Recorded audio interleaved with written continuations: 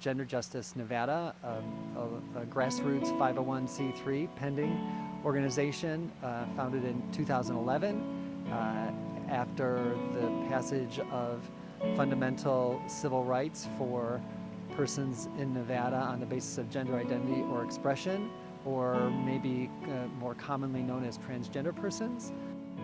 Gender Justice Nevada is not trying to recreate what we might see as the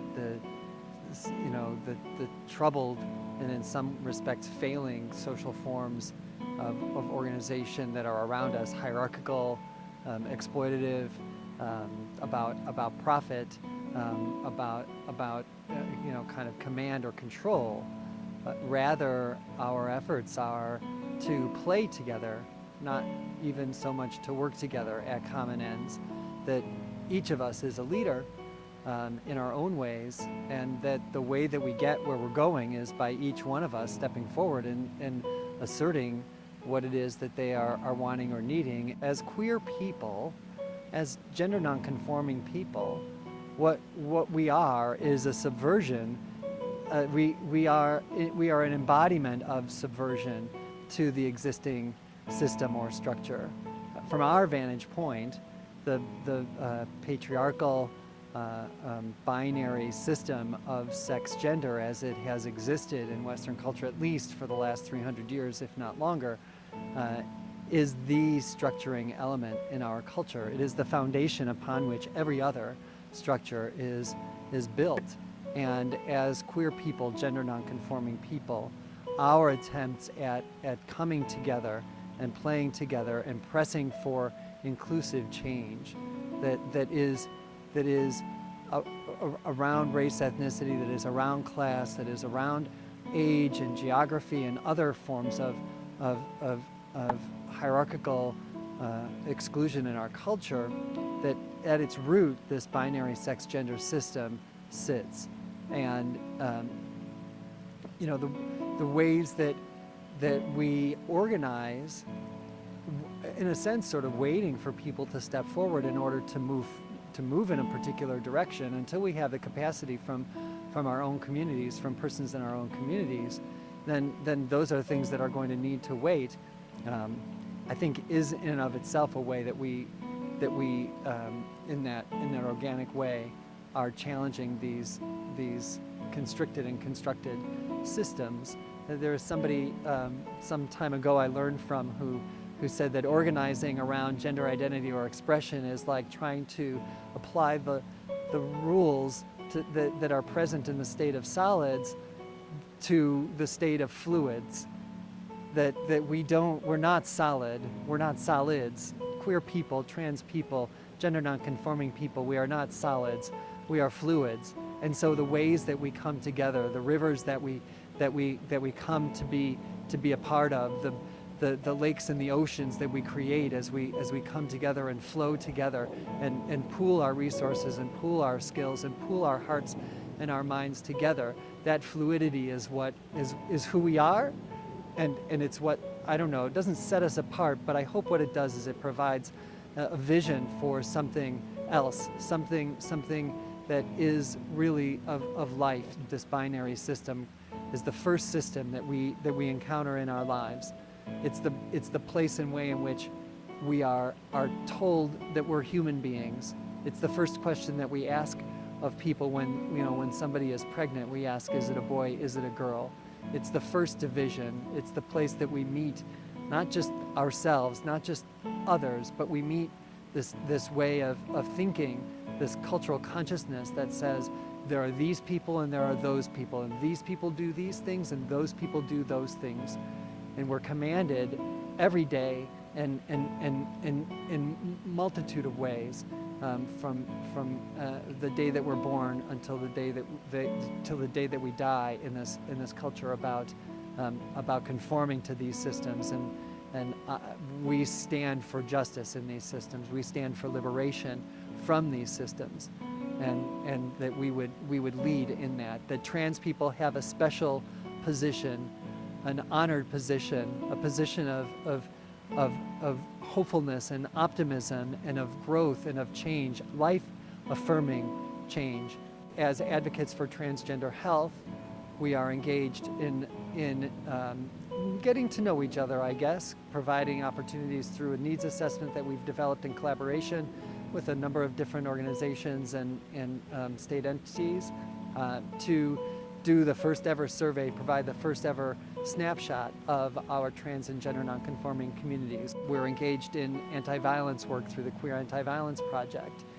We are training survivor advocates to support survivors of gender-based violence, such as sexual assault, domestic violence, other forms of gender-based violence, employment discrimination, public accommodations discrimination. Advocates who can be on a 24-hour basis available to persons who are in need of assistance, whether it's somebody to talk to, whether it's assistance to go to court, whether it's help after a sexual assault.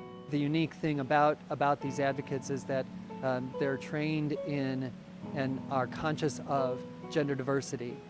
We found far too often and on an ongoing basis for many years that queer people don't see themselves as being included within these existing structures, and so they don't call, they don't ask, they suffer in silence. And the Queer Anti-Violence Project is an effort to end that suffering and to break that silence.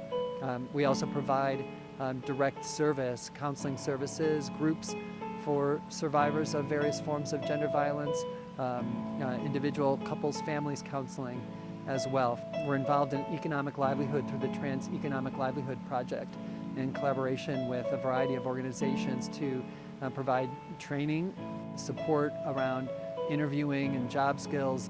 Economic livelihood, though, is not just about work, in that sort of like, sharing my time in exchange for money that a lot of us do, but also to support persons in whatever endeavors they may engage in. And a lot of our queer community members, our trans community members, are engaged in various ways outside of the mainstream economy. One of the primary ways in which we offer ourselves in support of our own economic livelihood is through sex work, and so we're engaged in outreach to sex workers in Southern Nevada. We are pushing back against some of the restrictions of law enforcement relative to the experiences of sex workers, the Civil Disobedience and Integration Project.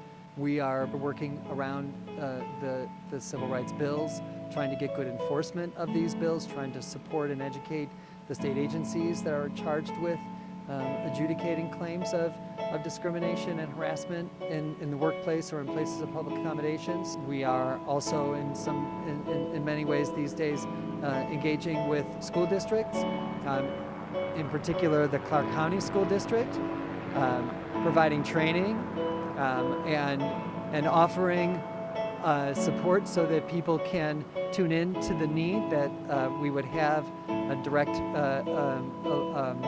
policy that is inclusive of transgender students and transgender employees in the school district. The Sex Gender Education Corps has provided many presentations really through the years. So underneath maybe some of these pieces of education, it's about the opportunity for people to be empowered, to learn that they can participate more fully, that what they offer is not something that is going to be judged or shamed or shunned, but is going to be celebrated, that indeed they will be celebrated as they come into their own power. I want to change the world. I think Gender Justice Nevada is about changing the world.